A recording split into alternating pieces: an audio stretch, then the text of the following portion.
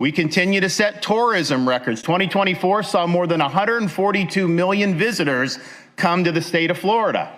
This includes 3.3 million visitors from Canada. That's not much of a boycott in my book. Maybe they wanted to get a glimpse of what a Stanley Cup winning hockey team actually looks like. Ron DeSantis is out here using pre-Trump 2024 numbers. Like, they prove something. Trying to use 2024 stats is like bringing an umbrella to a wildfire. Completely useless. But expecting logic from that side of the aisle, that's asking a lot.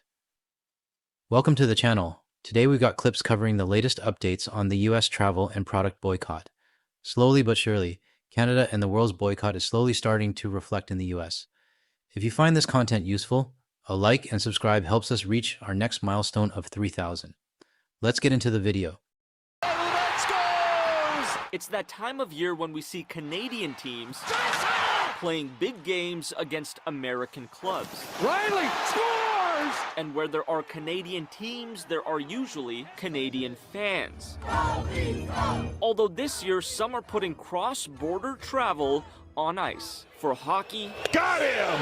and baseball. The Toronto Blue Jays visiting the Seattle Mariners this weekend. That usually means Jays fans from BC flock south. This year, though, fans are throwing the city a curveball. With the dollar where it's at, the overall political climate, I'm a little more content this year just to spend my money in Canada. But dozens of Washington state businesses are offering 30% discounts to win back Canadian tourists. We miss our neighbors and friends from the north. Now proving the importance of Canadian tourism to America, U.S. lawmakers are passing a bill to allow some Canadians to stay in the U.S. longer in hopes it'll rebuild cross-border tourism. There's the door slamming and then the door opening. So we've seen the slam, now they're opening it a little bit. The Canadian Snowbird Visa Act would extend the length Canadians aged 50 and over could visit the U.S. without a visa each year. Right now it's at 6 months, but if passed, it would allow Canadian visitors to stay up to 8 months. That would allow individuals who hold property or have family in the U.S. to remain here for a longer period of time. A longer period of time that might help revive Canadian tourism and create new jobs. But some Canadians already warming up to their southern neighbors, with the love for sport cooling the cross-border rivalry. If you want to enjoy your life, you just go. You don't really care. As for the Canadian Snowbird Visa Act, it was introduced last week on April 29th, so it could still likely take a few months before it passes. So this Canadian boycott on the US, it's real. I've seen it firsthand. In fact, on a very mass scale. So last year I had booked a trip to Orlando before the tariff war started. No refunds on flights, hotels, cars, any of it. So obviously we're going to go. I'm not going to have my kids suffer during March break because of this tariff war that's happening. Anyhow, we get down there and we were at Volcano Bay. We went to Volcano Bay last year in May, and we had to get a fast pass in order to be able to do all the rides. It was highly expensive. It was packed. Like, it was completely packed. We went just a few days ago, actually yesterday to be exact. It's peak March break season. It was dead. I mean dead. It was literally 30% or less people than there was last year when we were there. And I actually ran into a Canadian at the mall who recognized me, and I asked him, have you noticed it's really slow too?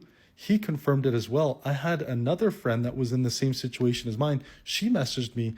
I went to high school with her, and she said, yes, like, we've been here so many times over the past few years. We've never seen it this slow. Florida is so slow and so dead.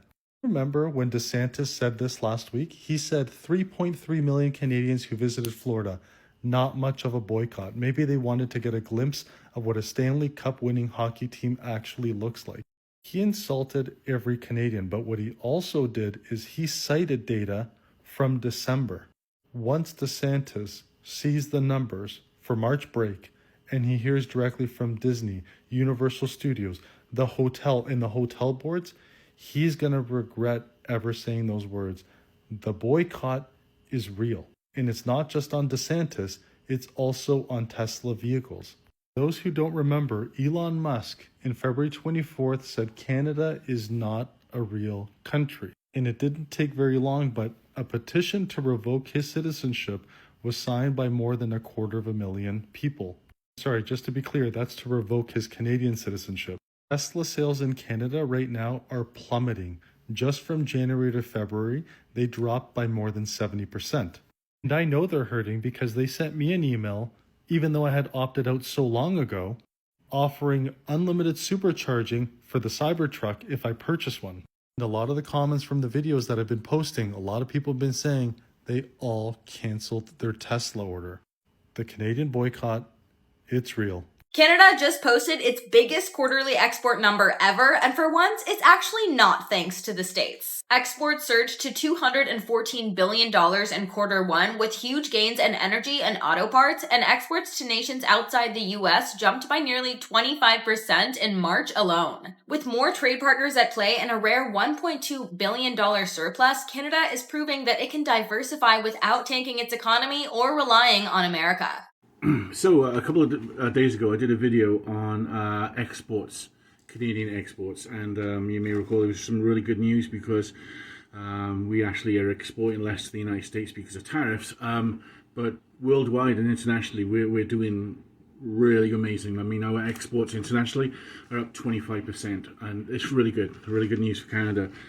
A few times people asked the question, not about exports, but about imports. How much stuff were we getting from the United States? How much are Canadians buying from the United States? With the premise, of course, is that there's been a boycott taking place of American goods. And I've been looking at it for the last couple of days, and so the source is Statistics Canada again.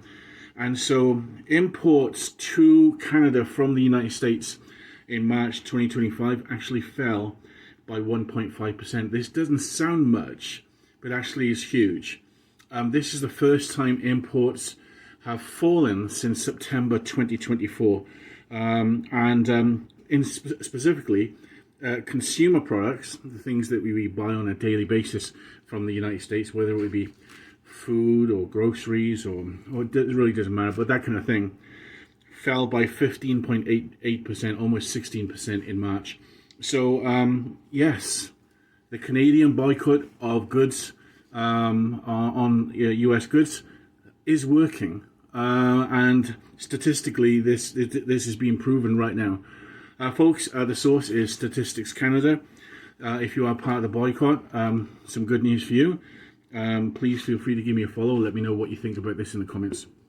It in your daily life. But just let me tell you this. I had a couple of riders this week, both from Toronto. Both are coming down to see family. One had a newborn baby in the family, and the trip had been scheduled for a while. And the other had a sick family member that they needed to come see. And they both told me basically these stories.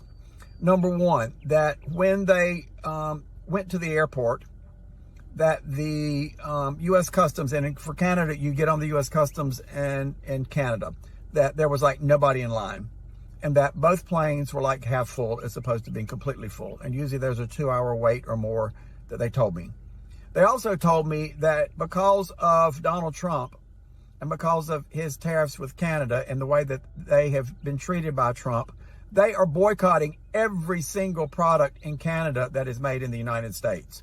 You can go to the grocery stores in Canada, and there would be for the U.S. products, for example, Lay's potato chips and all the chips and all the stuff from the U.S.